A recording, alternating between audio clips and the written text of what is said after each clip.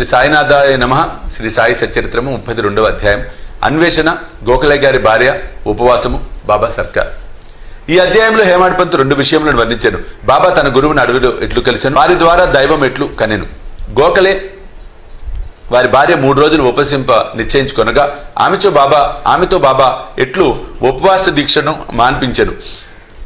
ప్రారంభంన హేమాడ్ పంత్ సంసారంను అశ్వత్థ వృక్షంతో పోల్చుచు గీతలో చెప్పిన ప్రకారము దాని వేళ్లు పైన, కొమ్మల క్రింద కలవనెను. దాని కొమ్మల కింద వైపు మీద వైపు కూడా వ్యాపించి ఉన్నవి. అవి గుణములచే పోషించబడుచున్నవి. దాని అంకురములు ఇంద్రియ విషయములు. దాని వేళ్లు కర్మను చేయించుచు మానవ ప్రపంచం వరకు వ్యాపించి ఉన్నవి. దాని స్వరూపము గాని, దాని ఆధారం గాని, దాని ఆద్యంతములు గాని ఈ లోకమునకు తెలియరావు. వైరాగ్యమును పదునైన కత్తితో ఈ బలమైన వేళ్లుగల అశ్వత్థ వృక్షమును నరికి ఏ అతీత మార్గమును అనుసరించి తిరిగి జన్మ లేదో అట్టి దానిని మనము అనుసరించవలెను. అట్టి దారి అందు నడుచుటకు దారి చూపు మంచి గురువు యొక్క సహాయము మిక్కిలి అవసరము. అతడెంత పండితుడైనప్పటికీ, వేదాంగములను బాగుగా చదివినప్పటికీ తన గమ్యస్థానమునకు సురక్షితంగా పోలేడు. మార్గదర్శి ఉండి సహాయపడి సరైన దారి చూపినచో మార్గంలో ఉన్న గోతుల నుండి, అడవి మృగముల నుండి తప్పించుకొని సుగమంగా పయనించును. ఈ విషయంలో బాబా అనుభవము బాబాయే స్వయంగా చెప్పాను. ఇది మిక్కిలి చిత్రమైనది. దీని ప్రకారం జాగ్రత్తగా నడుచుకొనచో నమ్మకము, భక్తి, మోక్షము ప్రాప్తించును. అన్వేషణము. ఒకానొకప్పుడు మేము నలుగురము మత గ్రంథములు చదువుచు ఆ అజ్ఞానంతో బ్రహ్మ నైజము గురించి తర్కించి మొదలెడితిమి. మాలో ఒకడు ఆత్మను ఆత్మచే ఉద్ధరించవలని కానీ ఇతరులపై ఆధారపడరాదు అనెను. అందుకు రెండోవాడు, మనసును స్వాధీనమందుంచుకున్నవాడే ధన్యుడనియు, మనము ఆలోచనల నుండి, భావముల నుండి ముక్తులమైనచో మనకంటే వేరైనది ప్రపంచంలో లేదని చెప్పాను. మూడోవాడు, దృశ్య ప్రపంచం సదా పరిణామశీలమైనదనియు, నిరాకారమే శాశ్వతమైనదనియు, కావున సత్యాసత్య విచక్షణం అవసరమని చెప్పాను. నాలుగో వారు, పుస్తక జ్ఞానం ఎందుకు పనికిరానిది, మనకు విధింపబడిన కర్మను మనం పూర్తి చేసి తనువును, మనమును, పంచప్రాణములను గురువు పాదములపై పెట్టి శరణు వేడవలెను. గురువే దైవము, సర్వమును వ్యాపించినవాడు. ఇట్టి ప్రత్యయం ఏర్పడుటకు దృఢమైన అంతులేని నమ్మకము అవసరము అనెను. ఈ ప్రకారం తర్కించుచు మేము నలుగురము పండితులము భగవంతుని వెతుకుటకు అడవులలో తిరుగునారంభించితిమి. తక్కిన ముగ్గురు వారి స్వతంత్ర బుద్ధిని ఉపయోగించి వెతక నిశ్చయించిరి. దారిలో ఒక వర్తకుడు మమ్ములను కలిసి, ఇప్పుడు చాలా ఎండగా ఉన్నది, ఇంత దూరము పోవుచున్నారు, ఎక్కడికి పోవుచున్నారు అని అడిగాను. అడవులు వెతుకుటకని మేము జవాబిచ్చితిమి. ఏమి వెతుకుటకు పూనుకుంటురి అని అడిగిడి. ఏదో సందిగ్ధమైన యుక్తి జవాబిచ్చితిమి. ధ్యేయరహితముగా మేము తిరుగుట చూసి అతడు కనికరించి ఇట్లనెను, అడవుల సంగతి పూర్తిగా తెలియకుండా మీ ఇష్టం వచ్చినట్లు తిరగరాదు. అడవులలో సంచరింపదలిచినచో మీ వంట ఒక మార్గదర్శి ఉండవలెను. అనవసరంగా ఈ ఎండ వేలప్పుడు పడటం ఎందుకు? మీ రహస్య అన్వేషణము నాకు చెప్పనక్కర్లేదు. అయినను మీరు కూర్చుండి భోజనం చేసి నీళ్లు తాగి కొంత విశ్రాంతి తీసుకొని పిమ్మట పోవచ్చును, ఓపికతో ఉండుము అనెను. అతడంత మృదువుగా మాట్లాడినను వారిని నిరాకరించి నడవసాగితిమి. మాకన్ని సంగతులు తెలియను కాన ఇతరుల సహాయం అక్కర్లేదు అనుకుంటుమి. అడవులు పెద్దవి, మార్గములు లేనివి, చెట్లు దగ్గరగాను ఎత్తుగాను ఉండుడిచే సూర్యరశ్మి లోపల ప్రవేశింపకుండెను. కనుక దారి తప్పు అటు ఇటు చాలాసేపు తిరిగితిమి. తుదకు ఎక్కడి నుండి బయలుదేరితమో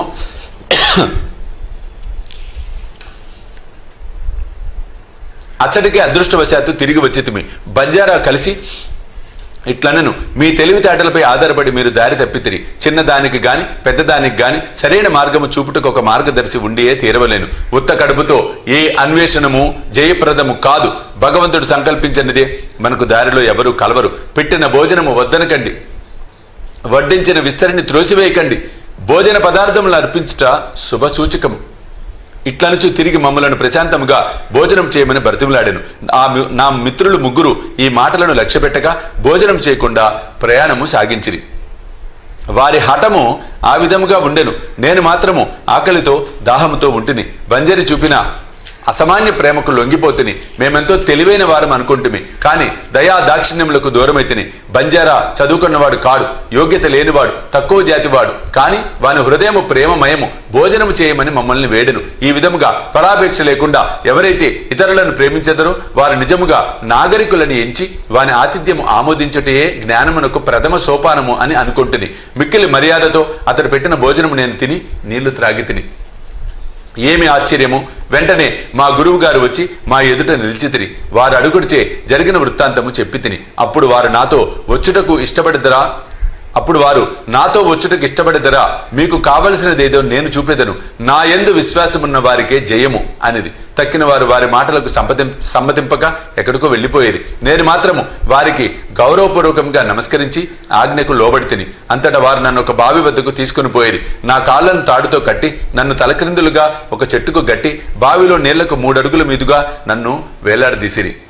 నా చేతులతో కాని నోటితో కాని నీళ్లను అందుకోలేకుంటుని నన్ను ఈ విధంగా వేలాడగట్టి వారు ఎచ్చటికో పోయిరి. 4-5 గంటల తర్వాత వారు మరల వచ్చి నన్ను బావిలో నుంచి బయటికి తీసి, ఎట్లుంటివి అని అడిగిరి. ఆనందములో మునిగి ఉంటిని. నేను పొందిన ఆనందము నా వంటి మూర్ఖుడు ఎట్లు వర్ణించగలడు అని చెప్పి తిని. దీనిని విని గురువుగారు మిక్కిలి సంతృష్టి చెందిరి. నన్ను దగ్గరికి చేరదీసి నా వీపును తమ చేతులతో తట్టి నన్ను వారి వద్ద నుంచుకొనిరి. తల్లి పక్షి పిల్ల పక్షులను జాగ్రత్తగా చూచినట్లు నన్ను వారు కాపాడిరి. నన్ను తమ బడిలో చేర్చుకొనిరి. అది చాలా అందమైన బడి. అక్కడ నేను నా తల్లిదండ్రులను మరిచితిని. నా అభిమానమంతయు తొలగెను. నాకు సులభముగా విమోచనము కలిగెను. గురువుగారి మెడను కౌగలించుకొని వారి తదేక దృష్టితో నేను ఎల్లప్పుడూ చూచుచుండవలెను అనిపించినది. వారి ప్రతిబింబము నా కన్ను పాపల ఎందు నిలువనప్పుడు నాకు కనులు లేకుండాటే మేలనిపించెను. అది అటువంటి బడి. అందులో ప్రవేశించిన వారెవరును రిక్తహస్తములతో బయటికి రారు. నా గురువే నాకు సమస్తము తోచుచుండెను. నా ఇల్లు, నా ఆస్తి, నా తల్లిదండ్రులు అంతయు వారే. నా ఇంద్రియములన్నీ తమ తమ స్థానములు విడిచి నా కండ్ల యందు కేంద్రీకృతమయ్యను. నా దృష్టి గురువునందు కేంద్రీకృతమయ్యను. నా ధ్యానమంతయు నా గురువుపైనే నిలిపితిని. నాకు ఇంకొక దాని యందు స్పృహ లేకుండెను.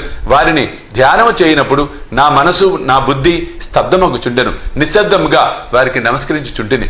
ఇతర పాఠశాలలలో పూర్తిగా మరొక విధమైన దృశ్యములు కానవచ్చును. భక్తులు జ్ఞానం సంపాదించుటకు పోయి ద్రవ్యమును, కాలమును, కష్టమును వ్యయం చేసెదరు. తుదకు పశ్చాత్తాప పడదరు. అక్కడున్న గురువు తనకు గల రహస్య శక్తిని గురించి, తన రుజువర్తనం గురించి పొగడుకొనుచు తన పావిత్ర్యమును ప్రదర్శించునే కాని హృదయము మృదువుగా ఉండదు. అతను అనేక విషయముల గురించి మాట్లాడును. తన మహిమను తానే పొగుడుకొనును. కానీ అతని మాటలు భక్తుల హృదయములందు నాటవు. వారిని ఒప్పింపజేయవు. ఆత్మ సాక్షాత్కారం అతనికి తెలియదు. అటువంటి బడులు శిష్యులకేమి మేలు చేయును, వారికేమీ లాభము. కానీ పైన పేర్కొన్న గురువు మరొక రకము వారు. వారి కటాక్షముచే ఎట్టి శ్రమ లేక ఆత్మజ్ఞానము దాని మట్టుగది నా యందు ప్రకాశించెను. నేను కోరుటకి ఏమీ లేకుండెను. సర్వము దాని మట్టుకదే పగటి ప్రకాశం వలె బోధపడను. తలకిందులుగాను కాళ్ళు మీదను గను ఉంచుట వలన ఆనందము గురువుకే తెలియను. నలుగురిలో ఒకడు కర్మఠుడు, అనగా కర్మల యందు నమ్మకము కలవాడు. అతనికి కొన్ని కర్మలు విధులు నిషేధములు మాత్రమే తెలియను. రెండోవాడు జ్ఞాని. అతడు తనకున్న జ్ఞానమునకు గర్వించువాడు. మూడోవాడు భక్తుడు. భగవంతునికి సర్వస్వ శరణాగతి చేసినవాడు. భగవంతుడే సర్వము చేయువాడని అతని నమ్మకము. వారిట్లు తర్కించుచు వివాదపడుచుండగా దేవుని సమస్య వచ్చెను. వారు తమకు తెలిసిన విద్యపై ఆధారపడి దేవుని వెతుకుటకు పోయిరి. వివేకమునకు, వైరాగ్యమునకు అవతారముకు శ్రీ సాయి ఆ నలుగురిలో ఒకరు. పరబ్రహ్మ స్వరూపులై కూడా వారెందుచేత ఇతరులతో కలిసి తెలివి తక్కువగా ప్రవర్తించిరని ఎవరైనా అడగవచ్చును. ప్రజాభిప్రాయమును, వారి మంచిని సంపాదించుటకును, వారికి ఒక ఉదాహరణ చూపుటకు వారిట్లు చేసిరి. వారు అవతార పురుషులు అయినప్పటికీ ఒక సాధారణుడైన బంజారాను గౌరవించి వాని ఆహారమును ఆమోదించితిరి. అన్నము పరబ్రహ్మ స్వరూపమని వారి నమ్మకము. బంజారా ఆహారం నిరాకించిన వారు కష్టముల పాలైరి. గురువు లేనిదే జ్ఞానము సంపాదించుటకు వీలు కాదని వారు బోధించితిరి. తైత్రీయోపనిషత్తు తల్లిని, తండ్రిని, గురువును గౌరవించి పూజించి మత గ్రంథములను అభ్యసించవలనని చెప్పుచున్నది. ఇదే మన మనస్సును పావనము చేయుటకు మార్గము. మనసు పావనము చేయనిదే ఆత్మ సాక్షాత్కారము పొందలేము. ఇంద్రియములు కాని, మనసు కాని, బుద్ధి కాని ఆత్మను చేరలేవు. ప్రత్యక్షము, అనుమానము మొదలైన ప్రమాణములను మనకు ఈ విషయములో సహాయపడవు. గురువు గారి కటాక్షమే మనకు తోడ్పడను. ధర్మము, అర్థము, కామము మన కృషి వల్ల రాదు. కానీ 4వది మోక్షము గురువు సహాయం వలన సంపాదించవచ్చును. సాయి దర్బారులోకి అనేకులు వచ్చి వారికి తెలియ విద్యలను ప్రదర్శించిపోయేవారు. జ్యోతిష్కులు రాబో విషయం చెప్పేవారు. యువరాజులు, గౌరవనీయులు, సామాన్యులు, పేదవారు, సన్యాసులు, యోగులు, పాఠకాండ్రు మొదలగు వారు బాబా దర్శనముకై వచ్చేవారు. ఒక మహారు వచ్చి జోహారు చేసి ఈ సాయి మా బాప్ అనియు వారు మన చావు పుట్టుకలను తుడిచివేయుదరని చెప్పాను. గారడివాండ్రు, గుడ్డివాండ్రు, చొట్టవారు, నర్తకులు, నాద సంప్రదాయము కలవారు, పగటి వేషముల వారు కూడా అచ్చటికి సమాదరింపబడుచుండిరి. తన వంతురాగా ఆ బంజరి కూడా వచ్చెను. తన పాత్ర ముగించెను. మనం ఇప్పుడు ఇంకొక కథను విందెము. గోఖలే గారి భార్య ఉపవాసము. బాబా ఎన్నడూ ఉపవసించలేదు. ఇతరులకు కూడా ఉపవాసం చేయనిచ్చేవారు కారు. ఉపవాసం చేయి వాని మనసు స్థిమితముగా ఉండదు. అట్టివాడు పరమార్థమును ఎట్లు సాధించును? ఉత్త కడుపుతో దేవుని చూడలేం. మొట్టమొదట ఆత్మను శాంతింపబలను. కడుపులో తడి కలుగచేయు ఆహారము కాని పౌష్టిక శక్తి కాని లేనప్పుడు భగవంతుని ఏ కళ్ళతో చూడగలము? ఏ నాలుకతో పొగడగలము? ఏ చెవులతో వానిని వినగలము? వేయేలా మన అవయములన్నీ వాని శక్తిని సంపాదించుకున్నప్పుడు, అవి మంచి స్థితిలో ఉన్నప్పుడే మనం భక్తి మొదలగు సాధనములను ఆచరించి దేవుని చేరగలము. కాబట్టి ఉపవాసం గాని మితిమించిన భోజనము గాని మంచిది కాదు. ఆహారములో మితి శరీరమునకు మనసుకు కూడా మంచిది. గోఖలే భార్య కనిట్కర్ భార్య శ్రీమతి కాశీబాయి వద్ద నుండి దాదా కేల్కర్కు ఉత్తరం తీసుకొని వచ్చాను. ఆమె బాబా పాదముల వద్ద 3 రోజులు ఉపవసించి కూర్చొని నిశ్చయంతో వచ్చాను. బాబా అంతకు ముందు రోజు కేల్కర్తో తన భక్తులకు హోలీ పండగ నాడు ఉపవాసం చెయ్యనియనని చెప్పి ఉండేను. వారు ఉపవసించినచో బాబా తన ఉపయోగం ఏమనెను. ఆ మరుసటి దినము ఆమె దాదా కేల్కర్తో పోయి బాబా వద్ద కూర్చుండగా బాబా వెంటనే ఆమెతో ఉపవాసము చేయవలసిన అవసరమేమి? దాదా భట్ ఇంటికి పోయి బొబ్బట్లు చేసి అతని పిల్లలకు పెట్టి నీవు కూడా తినుము అనెను. హోలీ పండగ వచ్చాను. దాదా కేల్కర్ బయట చేరాను. కేల్కర్ ఇంట్లో వండుటకు ఎవరూ లేకుండిరి. కావున బాబా సలహా సమయోచితముగా ఉండెను. గోఖలే గారి భార్య దాదా భట్ ఇంటికి పోయి బొబ్బట్లు చేశాను. ఆ రోజు అక్కడే ఉండెను. ఇతరులకు పెట్టాను. తాను తినెను. ఎంత మంచి కదా, ఎంత మంచి నీతి! బాబా సర్కారు. బాబా తన బాల్యంలో జరిగిన కథని విధముగా చెప్పాను. నా చిన్నతనములో భుక్తి కొరకు వెదుకుచూ బీడ్గాం పోతిని. అక్కడ నాకు బట్టలపై చేయు అల్లిక పని దొరికెను. శ్రమ అనక కష్టపడి పనిచేసి తిని యజమాని నా పనికి సంతృష్టి చెందెను. నాకంటే పూర్వము 3 కుర్రవాళ్లు ఆ పనిలో ఉండిరి. మొదటివానికి 50 రూపాయలు, రెండోవానికి 100 రూపాయలు, మూడోవానికి 150 రూపాయలు. నాకు ఈ 3 మొత్తములకు రెండింతలు అనగా 600 రూపాయలు జీతం ఇచ్చాను. నా తెలివితేటలను చూచి యజమాని నన్ను ప్రేమించి మెచ్చుకొని నిండు దుస్తులిచ్చి నన్ను గౌరవించెను. తలపాగా సెల్ల వీనిని వాడకుండా జాగ్రత్తగా దాచుకుంటుని. మానవుడిచ్చినది త్వరలో సమసిపోవును, కాని దైవమిచ్చినది శాశ్వతముగా నిలుచును. ఇంకెవరిచ్చినది దీనితో సరిపోర్చలేం. నా ప్రభువు తీసుకో అనును, కాని ప్రతివాడు నా వద్దకు వచ్చి తేతే అనుచున్నాడు. నేనేమి చెప్పుచున్నానో గ్రహించువాడు ఒక్కడూ లేడు. నా సర్కారు యొక్క ఖజానా నిండుగా ఉన్నది. అది అంచు వరకు నిండి పొంగుచున్నది.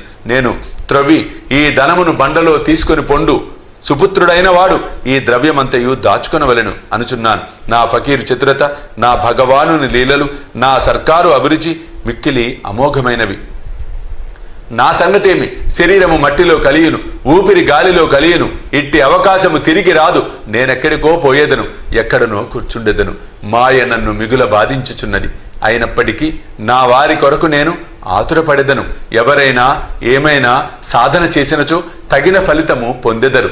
ఎవరైతే నా పలుకులను జ్ఞప్తియందుంచుకొనెదరో వారి అమూల్యమైన ఆనందమును పొందెదరు. 32వ అధ్యాయం సంపూర్ణం. సద్గురు శ్రీ సాయినాథ అర్పణమస్తు. శుభం భవతు.